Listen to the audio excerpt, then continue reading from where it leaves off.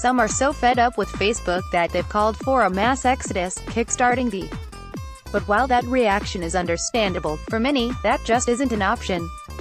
The fact is, with over 2 billion users, Facebook is the most popular social network in the world.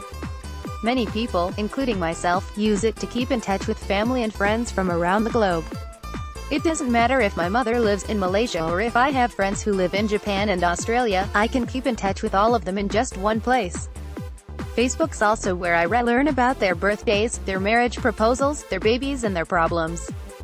It's how I know if a friend is in from out of town, if my cousin got a new job, or just if someone is in trouble and needs help.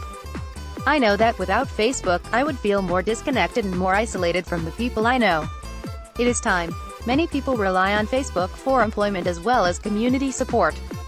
I'm a member of a couple of Facebook groups where comedians and improv troupes regularly find gigs or advertise their shows. I'm in another group where Bay Area female entrepreneurs find solace with each other and help each other find work. Sophia Noble, an assistant professor of information studies at the University of Southern California, wrote in her book, The Algorithms of Oppression, for many people, Facebook is an important gateway to the internet. In fact, it is the only version of the internet that some know, and it plays a central role in communicating, creating community and participating in society online. Gillian C. York, a writer and activist in Berlin, pointed out on Twitter that deleting Facebook is a privilege that many people just don't have.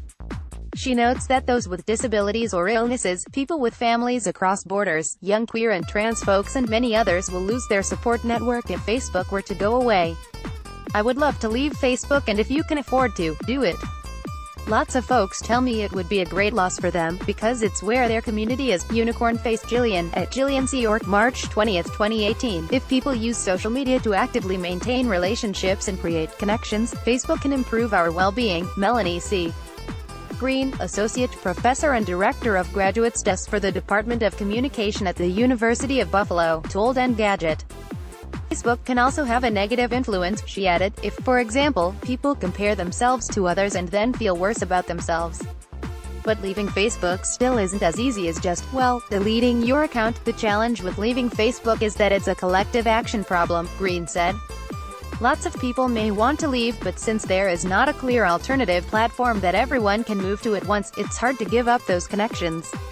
In short, there just aren't any usable alternatives for the masses at this time. There's also the practical matter of Facebook login being used for so many apps and websites. Tinder, for example, relies on Facebook login to authenticate users. For some, their Spotify playlists are tied up with a Facebook login account. Sign up for a new Spotify account, and years of song preferences are suddenly gone.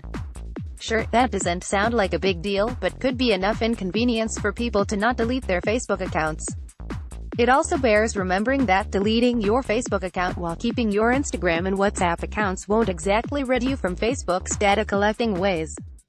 The Guardian reports that Noble also said that deleting your Facebook won't change how data are collected, sold and used against the public. Many companies track and profile us in our everyday lives, and the abuses of power that come from having vast troves of information about us is available for exploitation, other data experts agree. Frederick Kalthuner of Privacy International told the media outlet, you can delete your Facebook, but you will still be tracked in your online and increasingly also your offline life.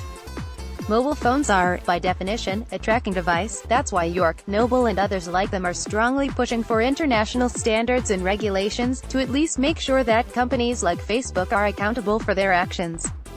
Seeing a lot of glib, just don't be on Facebook comments. I'm not on FB myself, and there's a significant cost to it. Don't be on FB is unhelpful, unrealistic advice for a large number of people. It's like saying, just don't have a credit card or a car. Matt Blaze, at Matt Blaze, March 20, 2018. Plus, there are a few ways to remain on Facebook while lessening your data trail.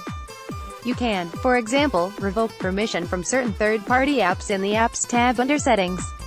You can also choose what kind of information about yourself you want to share, probably none, if you're paranoid, or you can just disable the app platform altogether if you're okay with not using Facebook login anymore. In general, it's probably a good idea to stop taking those Facebook quizzes. Knowing which celebrity you look like isn't exactly worth giving up your data to an anonymous third party. And hey, if you just don't want to risk it and you have no qualms of doing so, there's no harm in removing your Facebook account. Just be sure to back up all of your archives before then. The company